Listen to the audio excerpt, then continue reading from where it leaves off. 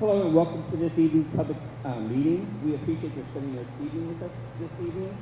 I'm going to go ahead and present our presenters and our facilitators this evening. We have my cohort, who's going to be Alana Reed.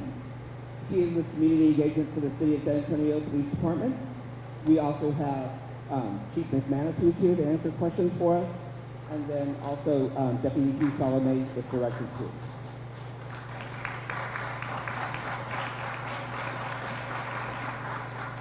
We just have some house rules that we'd like everybody to adhere to, if we could please. Number one, listen attentively to each speaker. Respect other people's opinions, even if they differ from your own. Please don't interrupt them and wait for your turn to be called on. Be open to new perspectives and seek to understand them. It's okay to challenge ideas, but please don't attack people's character. Agree to disagree. Sometimes it's okay to move on from the conversation without an immediate resolution. Share airtime. We have 1 hour scheduled, and we are going to stick to that 1 hour. So everyone has wisdom and experience and deserves the right to be heard. And if you need any assistance at today's meeting, please reach out to other members of the City of San Antonio team. Ask city staff to raise their hands. They'll be more than happy to assist you with that. And so at this time, we're going to have a Q&A. But at first, we're going to go ahead and open up our meeting here with some words by Chief McManus. And just to kind of share with you, Chief McManus has had a long-term relationship with Pride San Antonio. In 2007, when he first came here to the City of San Antonio, he had an outreach to the LGBTQ community there on Main Avenue. There was an issue of people that were being murdered behind some of the bars, or being murdered in nearby parks and things like that. And so he really wanted to address that issue. So he did meet with some of the business leaders there. And then we thought, who would be a great person to be our parade Grand Marshal than other than Chief McManus, who was trying to make a positive influence here in the city. Our theme this year is unity in the community, and we really feel strongly about that here as a Pride organization, but as a city. There's too many things that are happening outside of the city that are having negative impacts on us as we stand. It's important that we move forward as a city to address these issues. It may not always be how we want them to be addressed, but we need to have that conversation, and we need to know how we can move forward and address them in the future. So at this time, I'm going to go ahead and turn over the floor to Chief McManus.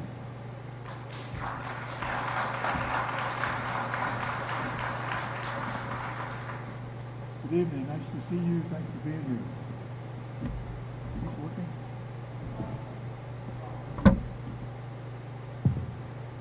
Good evening. Nice to see you. Thanks for being here.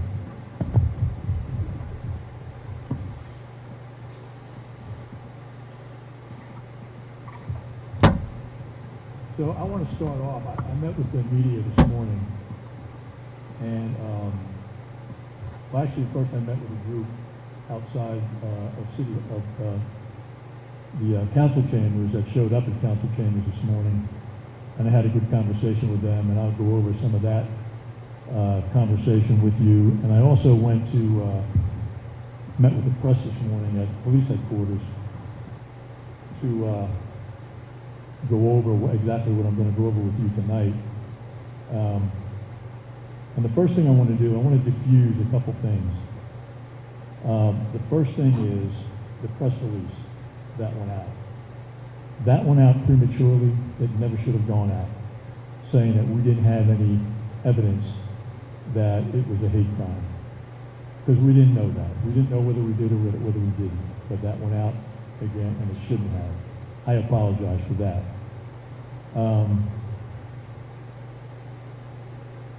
Secondly, there's been a lot of criticism. We received a lot of criticism for not immediately, and I use the word charging, the shooter with a hate crime. So let me explain a little bit about hate crimes and how that affects someone who's arrested for a bias-related crime.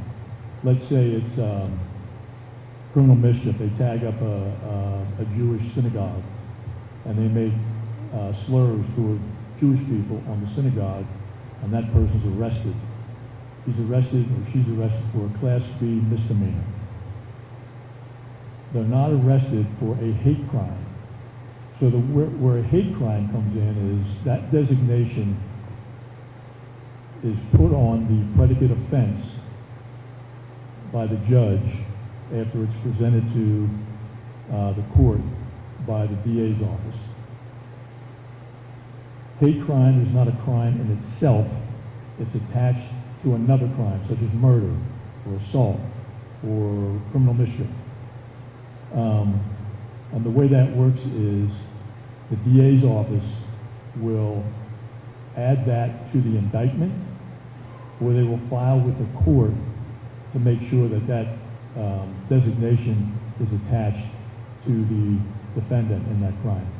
So there is no hate crime. So what we will do in this case is we will gather all the information we can, past events in the neighborhood, this current murder. We'll gather all those facts that led up to this day, and we'll present that to the DA. And it'll have all the information regarding the offense itself and any information that may designate a hate crime to the murder. Is everybody clear on that? Okay. So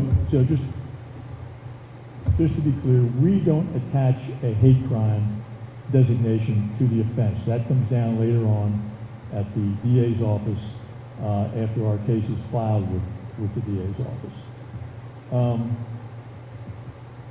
We are also working with the San Antonio Fire Department, arson investigators, going back to look at the fire to Mr. Joss's house. So we're investigating that as well, and that information could also be included in the filing when we take it over to the DA's office.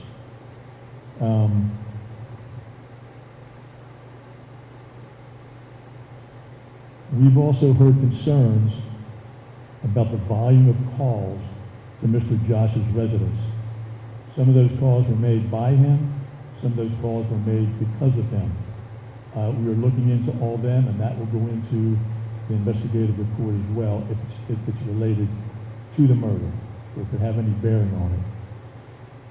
And then lastly, this case remains an open and active investigation. So I shared very, very little with the media this morning about the case, other than what I'm telling you right now. I tried to clear up the press release that we put out the day after the murder too soon. I tried to clear up the misunderstanding about how a hate crime is attached to this murder. I didn't go into any of the investigative facts. That the report on the murder has been released, and we've answered any questions that we can without interfering with the investigation about that murder.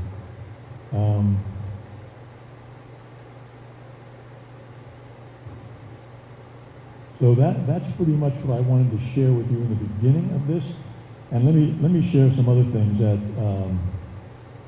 I feel are pertinent as far as the San Antonio Police Department goes.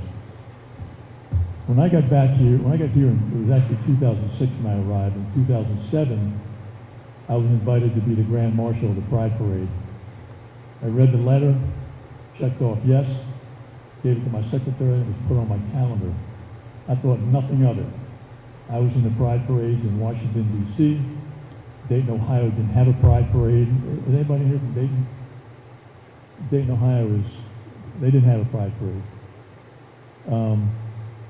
I was in a Pride Parade in Minneapolis for 2 years before I came down here. So I thought nothing of it when I got here. After I sent that, my secretary sent that RSVP back, I see in the newspaper, in font, bigger than all the other fonts on the page, McManus set to lead Day Parade.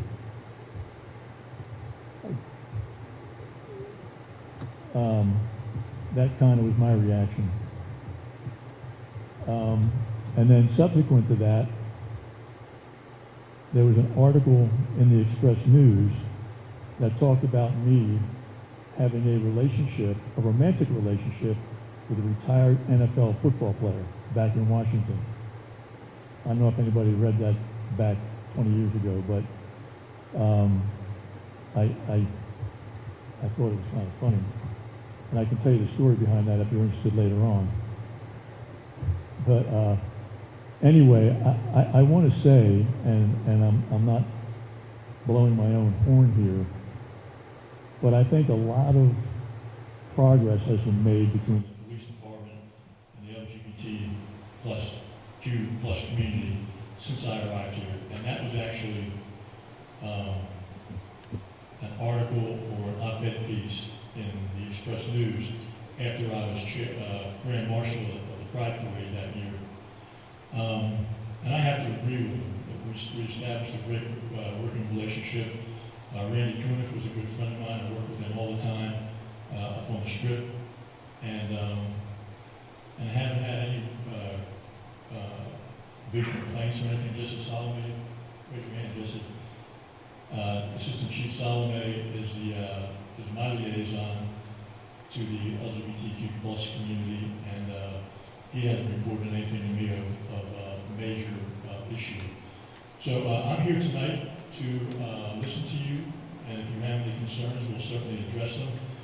If you have a concern or a question that I can't answer, I'm going to ask Olga Mikulis to touch base with you, get your name and number, and we'll touch base with you tomorrow before the close of business and try to provide you with an answer or set up a meeting with you to come and meet me at headquarters, or I can go out and meet you wherever you like. But that's how we'll handle that. So I'm open for your questions if you have any. I'm sure you do. Okay, we're going to go ahead and get started here. Sorry, a little bit loud. And we're going to start from the back to the front. Elena's going to cover this side over here, and I'm going to cover over here. We do ask, and I'm going to go back to my husband, the reason why he went into teaching was to raise students to be good citizens. So I asked, let's remember a little bit, we all want to be good citizens here. We all want to allow, again, the respect to others. And we'll go ahead and we'll work with the crowd from the back to the front. We'll start on this side. Can you give us your name as well? My name's Helen Jason. All right.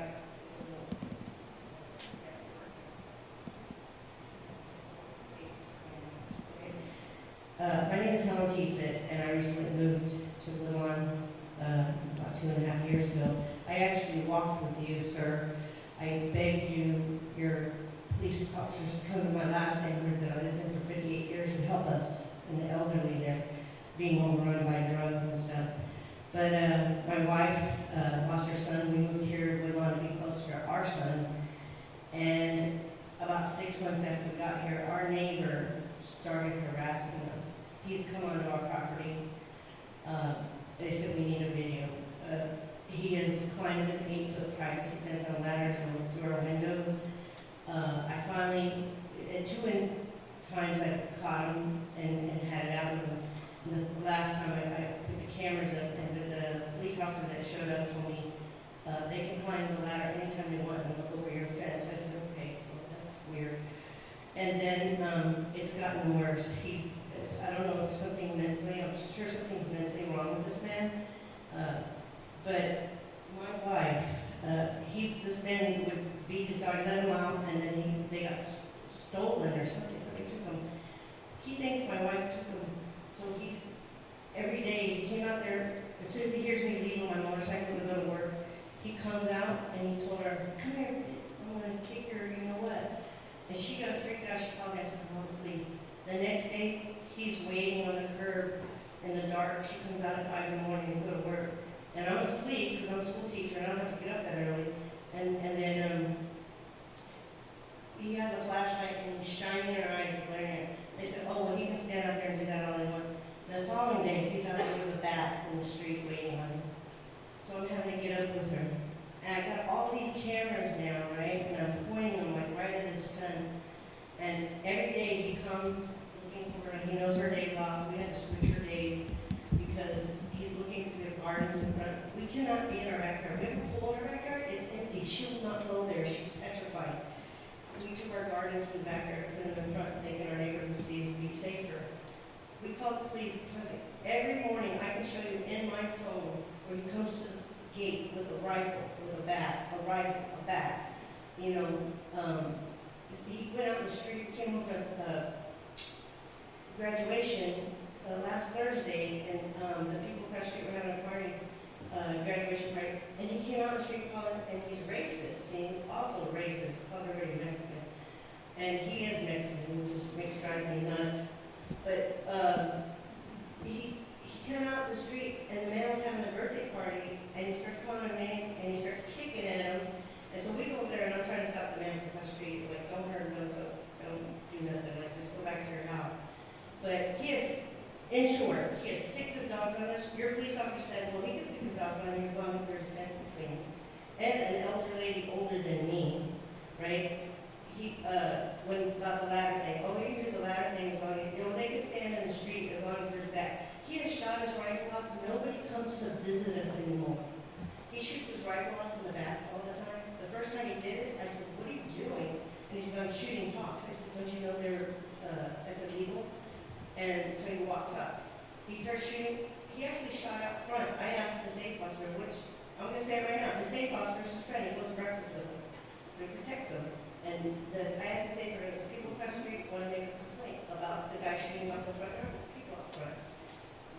Every time y'all come, you change the story. The last one, I was just out Saturday. I worked a 7-hour shift. I worked 3 jobs that I'm retired twice.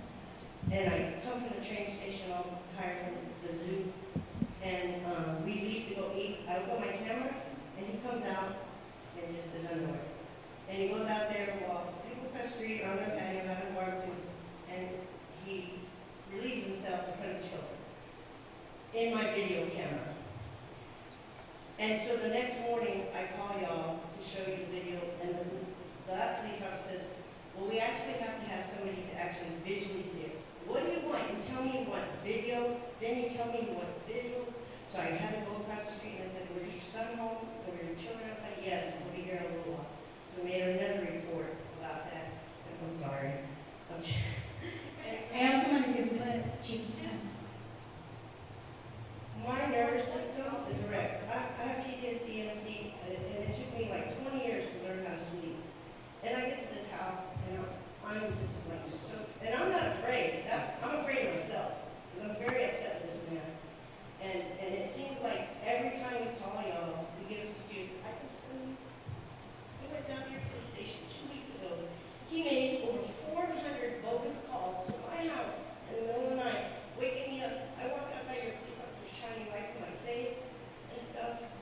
How long has this been going on? 2.5 years. Okay. 2.5 years, and I'm a wreck. Let me say this, I'm sorry that we have not been able to fix that for you, and to your satisfaction. So, always going to take your name and number, and I promise you that we will resolve that issue for you. I appreciate it. I even wrote a 3-page letter to your Sergeant Ross and hand carried it to the West Side Substation.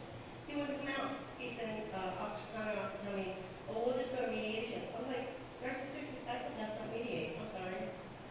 Like, you know, and so. If you would get hold of your name, your address, and your phone number, I appreciate it. And like I said, thank you for all you do, because I know you did come out to our last neighborhood a lot.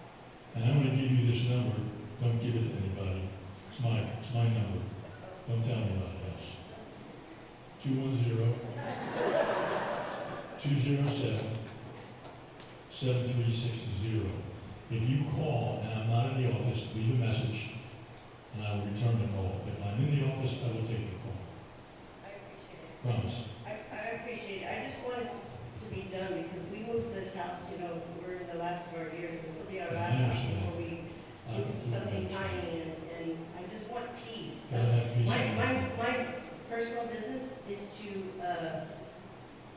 teach people how to regulate their emotions and live in peace in life. That's my personal business. So Okay. it's hard. Chief, we have a question back here.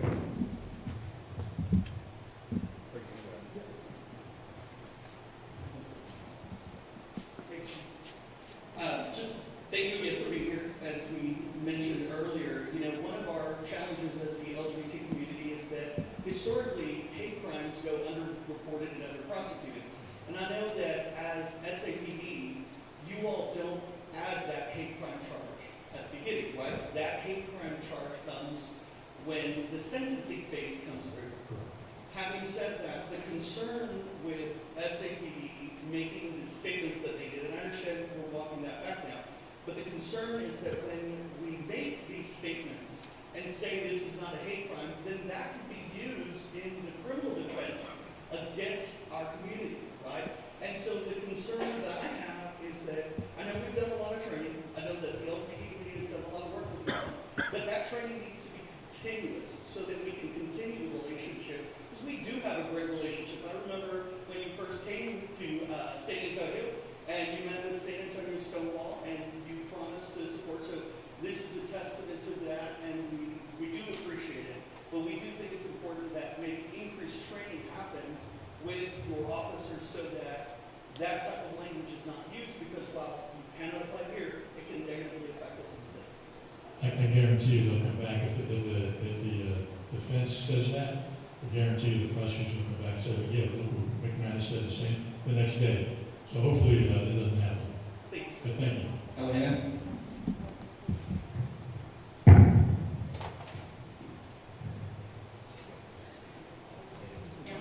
Hi, my name is Adriana Addicts. I'm on the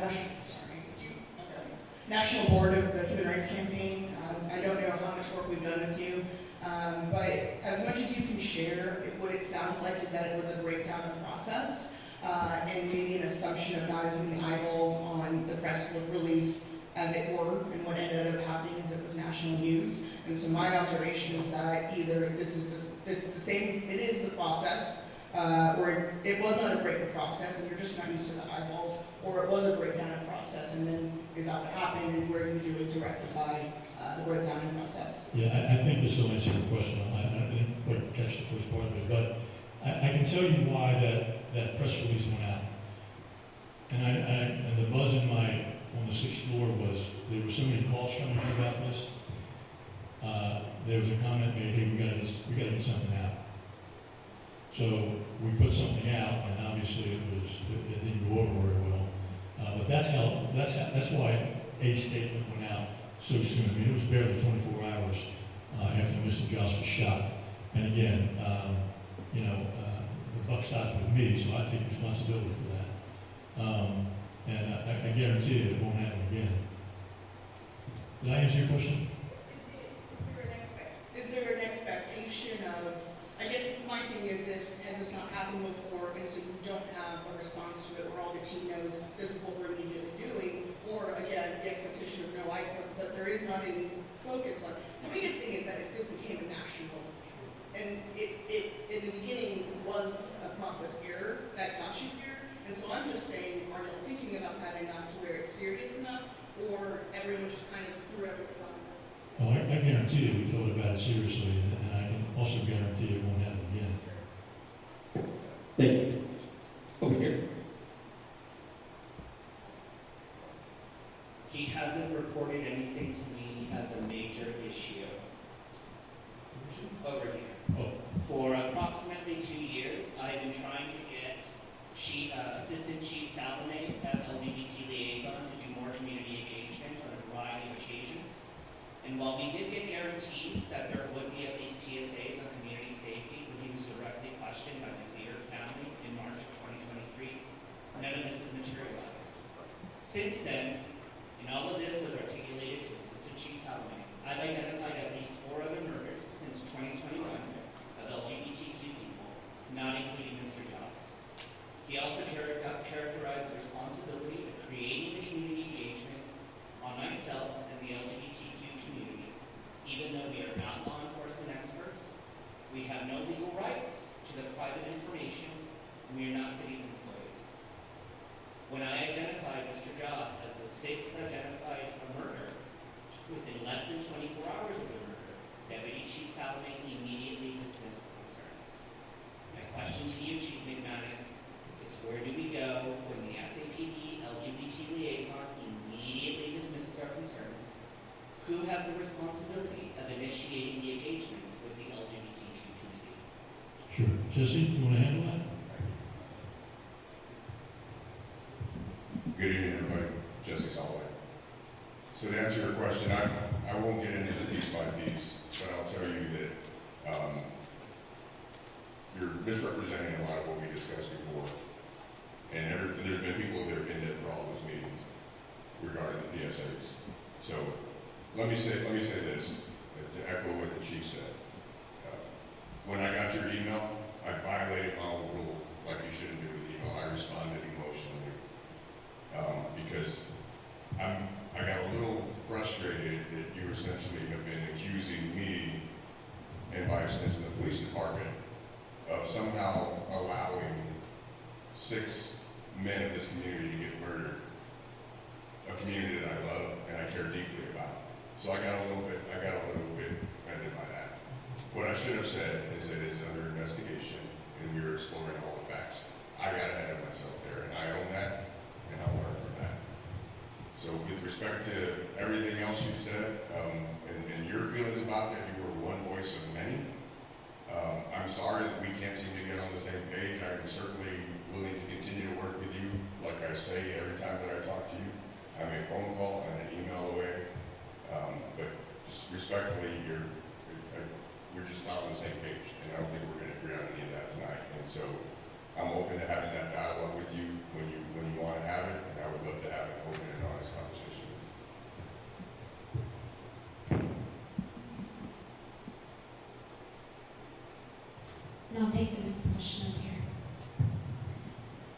It's been really strange, like hearing, in the news and hearing people here saying that they've reached out several times about hate complaints and stuff, and it doesn't seem like their calls are taken seriously.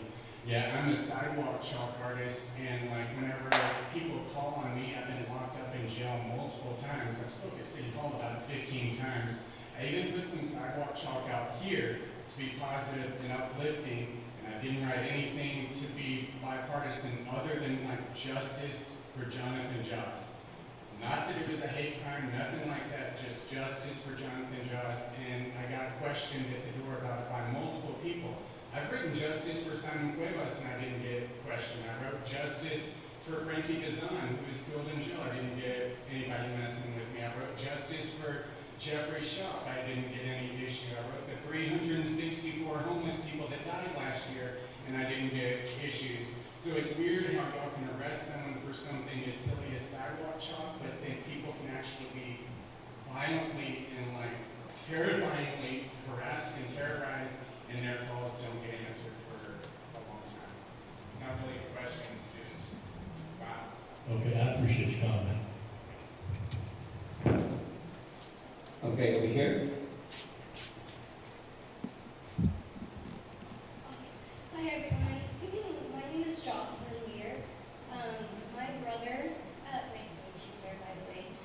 My brother is Zachary Lear. He's right there, alright, so little, on my pin. He was a gay man who was murdered February 21st, 2023. He was gunned down, and I'm sorry.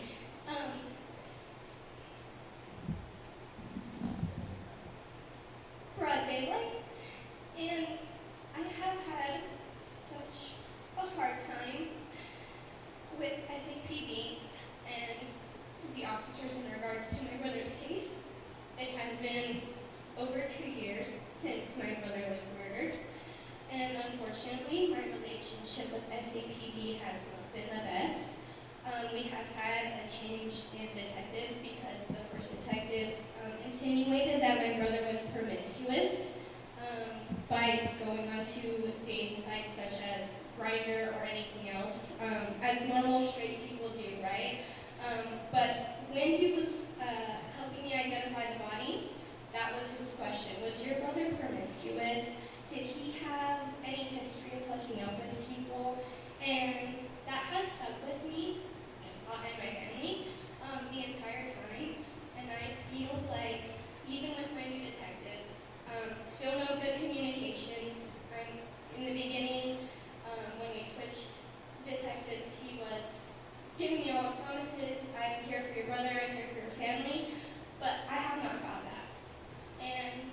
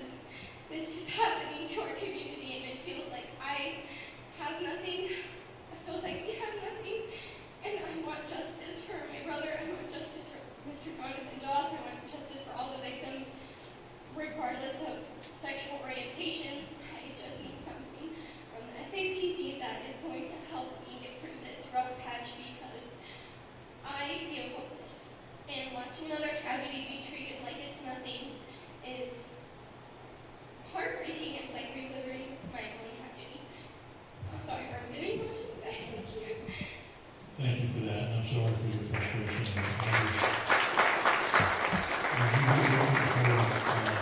Did you speak with Assistant Chief Salome again?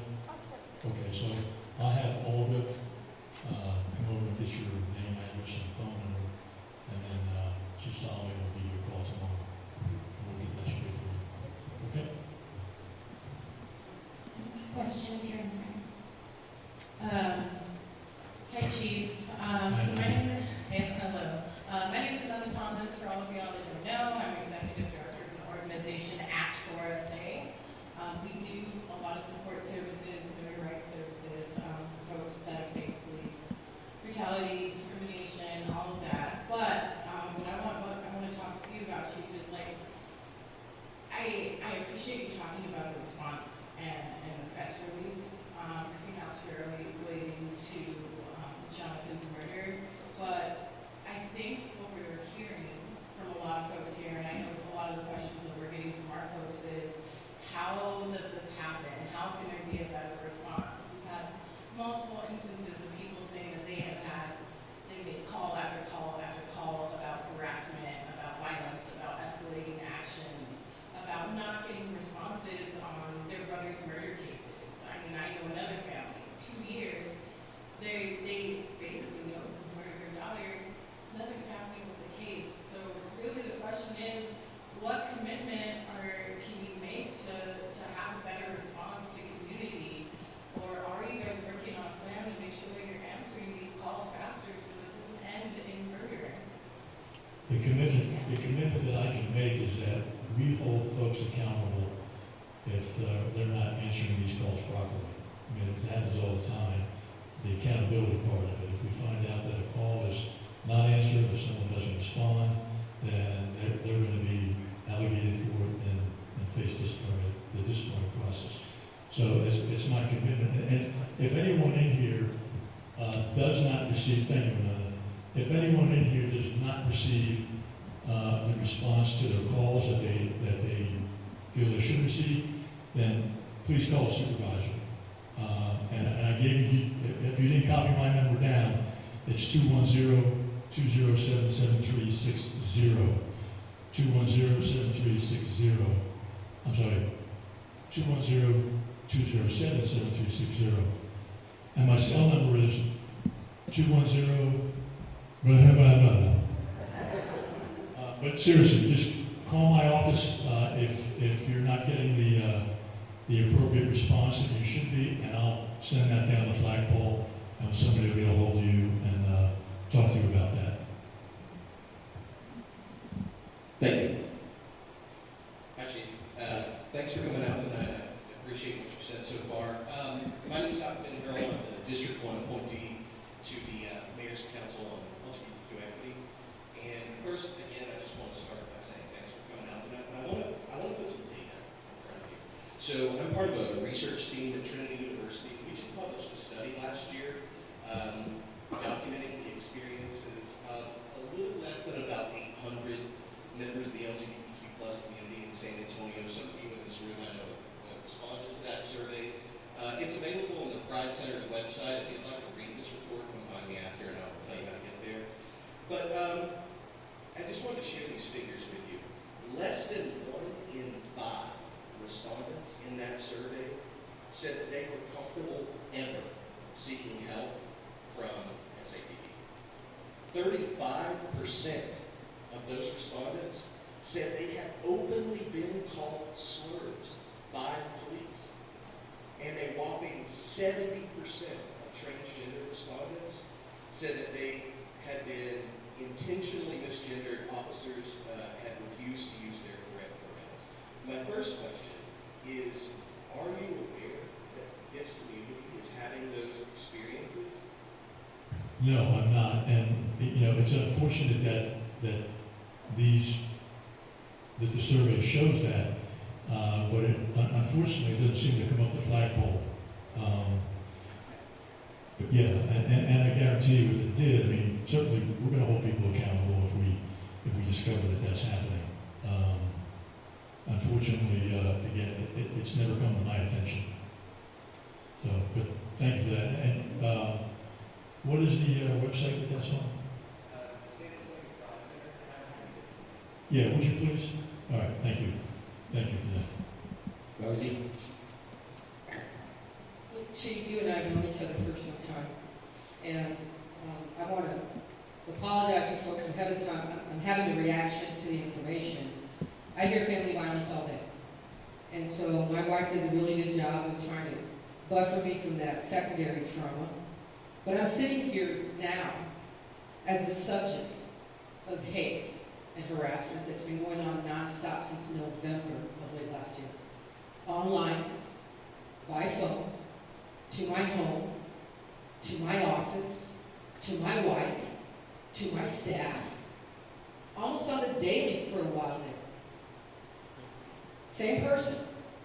That person's been identified by the Sheriff's Department, having 40 aliases, 10 social media accounts. It kicked up again this weekend because I was inducted into the Hall of Fame.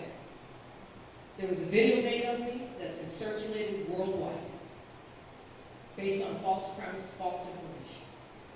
My experience with the department started many years ago when I was assaulted at a hospital after the death of a relative.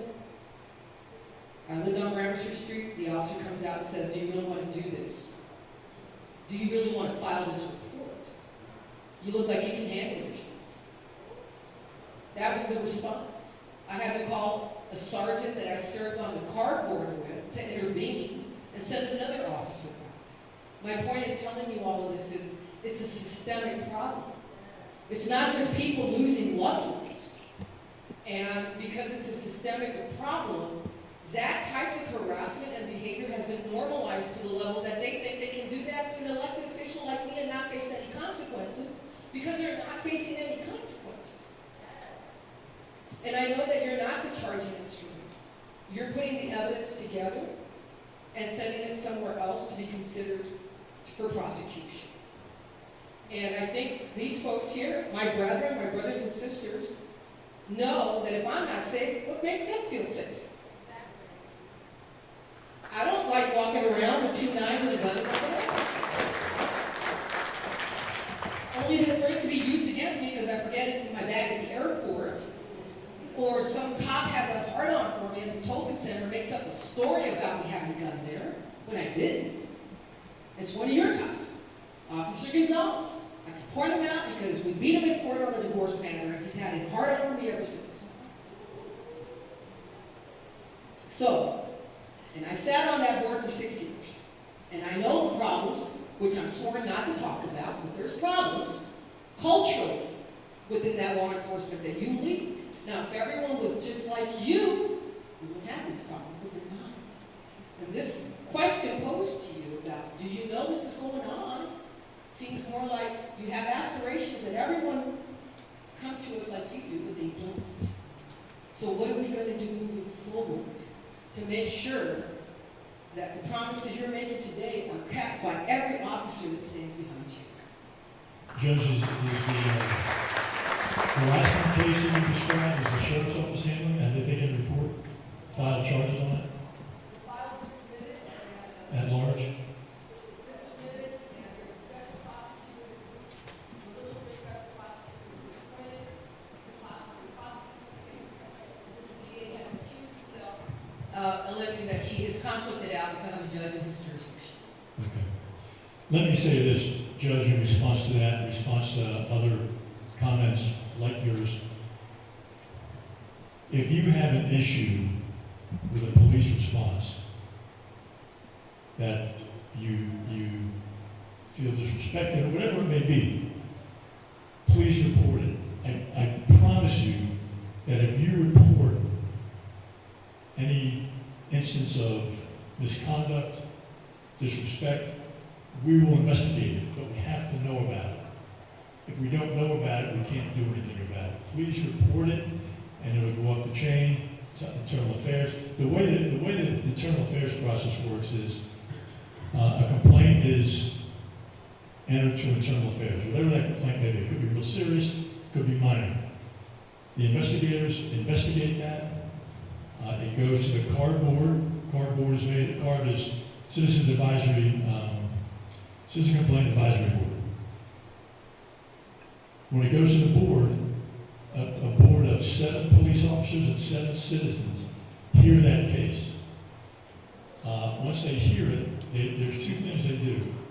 One thing is they vote to either sustain it or not sustain it. Either it happened or there's not enough evidence to prove that it did happen. What happens after that is, if it's not sustained, they're done with it. If it's sustained, they take a second vote. And the vote is for a recommendation that they send to me for discipline, or what I call corrective action. And then it comes to me, I sit with my attorney and my staff, and we go over every case that was presented at the board.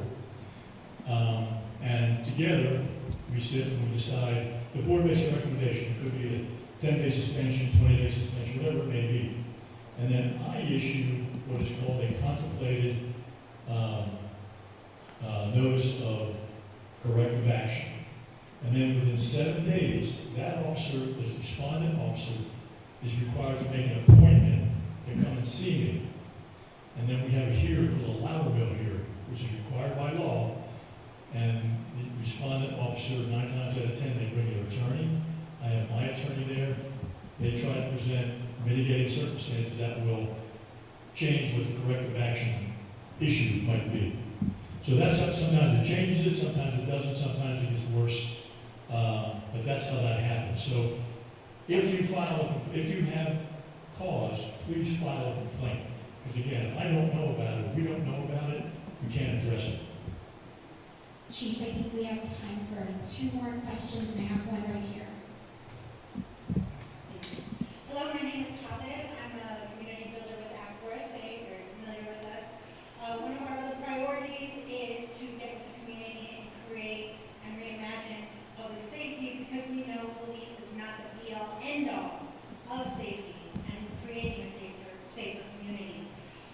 Before I get to my question, I just want to say, as someone mentioned, it's a systemic issue, because over 60% of officers that go through that process that you just spoke about, that you and your department fired, are rehired through arbitration, which the San Antonio Police Officers Association has a veto power over the arbitration, or over the arbiters involved in those cases. So it is. Well, that's not accurate. They don't, but go ahead. So my question is, we've heard from our community members here that they face multiple harassment issues with officers saying, well, they legally can do that, legally can do this. Horrible things. As someone else over here, and we have an elected official with recognition and power who is also struggling. So how's it going to happen for us? So my question is, when we are being harassed, that is under legal means that y'all cannot address, what can y'all do? Because this, especially the safe officers, what can y'all do in those instances? Well, you're asking a very broad question, and I can't answer all those generalities that you talked about. I need to know specifics. But like I said before, if you have an issue and you feel that your call is not being answered appropriately or not given the seriousness that it should be given. My question is, when you see and your officers respond multiple times to harassment issues, and what I'm saying is, when it is legal, like what she spoke about, when they're saying, I cannot arrest this person, what can you do? I don't know the circumstances surrounding that, but if in fact there are no laws being broken, whether it's whatever the law may be, No. you can't do anything. But if there's, what? Yes, as a matter of fact, because City Council voted that to be against the law. But wait. If you need the mic, I'll give you the mic in a minute. So, I mean, if there's no law being broken, but if you need to see a supervisor, call a supervisor. Call dispatch back and say, let's see a supervisor. But again, if we don't know about issues that you're concerned about, then there's nothing we can do to address it.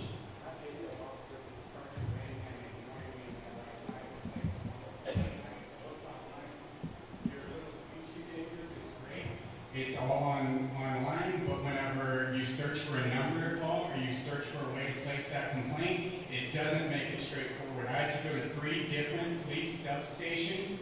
Finally, I got to talk to Officer Branham. I spoke to him 10 minutes. He did not let me write down anything. Like in Leon Valley, I filled out a police complaint form, and they told me, hey, you need to get signed over here with someone. But there's so many blocks, and now I've been ignored by him for 3 months now. And like this is why people like Matthew Luckers got to stay on the force, because it's so hard to complain on time. And then people who serve someone a shit sandwich can get back on the force. This officer who first hit me and threatened to take me to jail because I fell down on my skateboard and didn't get up quick enough.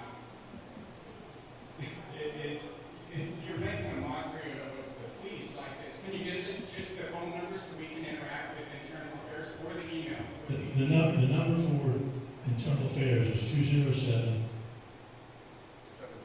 207-7365. It's online, 207-7365. And Matthew Lucker, well, you can put it in your phone. Okay, then you got it.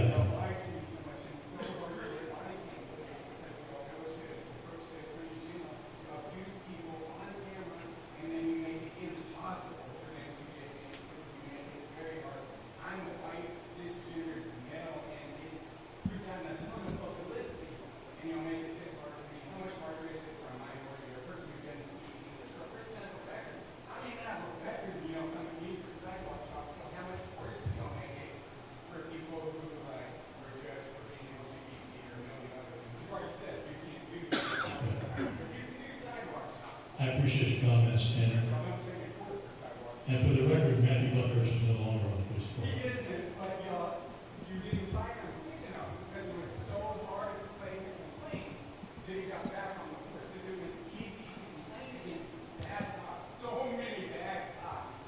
There's Fred Nash who also raped a trans person too. Like there's so many, it's just like mind-boggling. And people don't realize how big it is, how many times y'all fumble and screw up, and then you have these things where you talk about, hey, the LGBT people in this city really liked you, but they didn't have it in this city. They were a little backcountry. We're smart here in San Antonio, but you still have these people going through absolute hell, harassed for months. Y'all can be on top of sidewalks, but humans having their life ruined.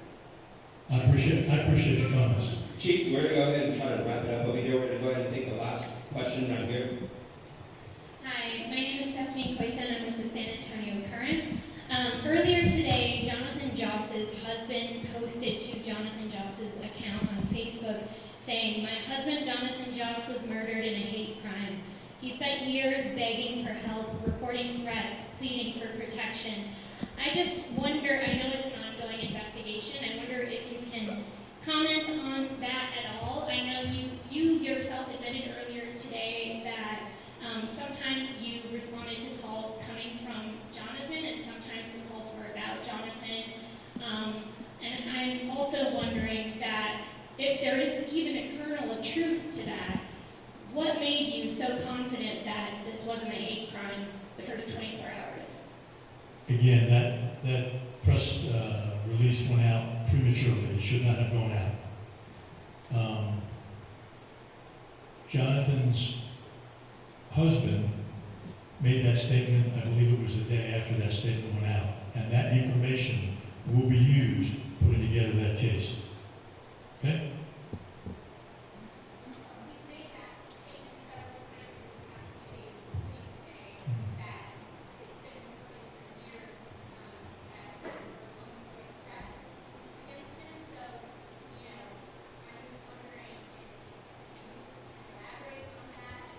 I can't because I don't have any knowledge of it. Okay, we're going to go ahead and wrap it up. Again, thank you for the community showing up. Thank you, Deputy Chief Soloway. Thank you, Olga. Thank you, Alana. Thank you, Chief McManus. Thank you very much. For being able to have this conversation with your citizens of San Antonio. It's important that we continue to have this dialogue. It's important that we bring these issues to the police department. I think they are working towards improving relationships with the citizens of San Antonio. Again, it is a work in progress. We do have our Unity and Community Forums that we've been having here at Woodlawn Point that we continue to have, and we continue to open those up to have these types of discussions. They've been actually hosted by Lindsay Lang, who's been doing a wonderful job for us here, Lindsay. Thank you again for always doing that for us. But the thing is, start raising our voice, start also documenting things, and then let's move forward with that and use these means of communications that the police department has for us to go ahead and continue to raise those issues.